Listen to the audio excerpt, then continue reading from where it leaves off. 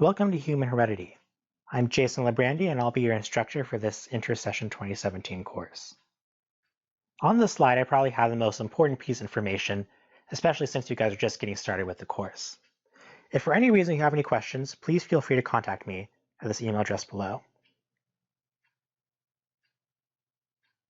I'll try to get back to you as soon as possible so that you can get off to a good start in the course. So before I set you free, I just wanted to take a second to introduce myself. And specifically, I wanted to focus on my academic background. In a course such as Human Heredity, we'll be dealing with a lot of controversial topics. So I think by showing my academic background, you'll get a better sense of what I've done in the past, as well as where I'm coming from as a scientist. So I'm actually a community college student myself. So I actually graduated from Edmonds Community College, which is a small college in Washington State. So I actually finished both my AA, so my Socialist Arts, and high school diploma at the same time. So in Washington, they're actually very generous with their tuition. So instead of attending my junior and senior year of high school, I was able to go to community college instead and finish both my AA and high school diploma at the same time.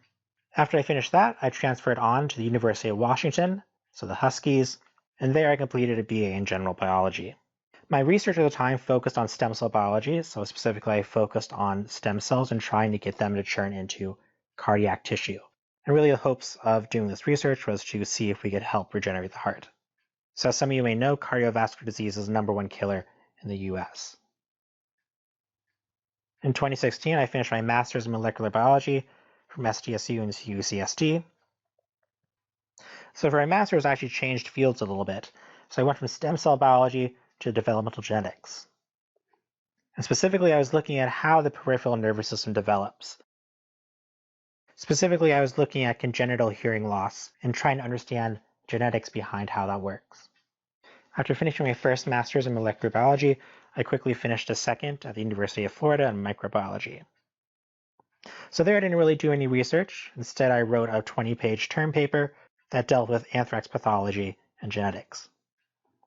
So it was a nice change of pace from what I've done in the past.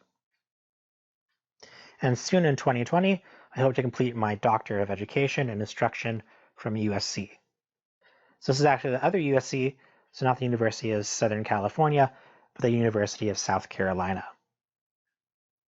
So this is another big change for me. So I'm going from life sciences to now social sciences. So a completely different field, a completely different way to do research. When you're ready to continue on to the next page, just click this right arrow in the top right-hand corner of your page.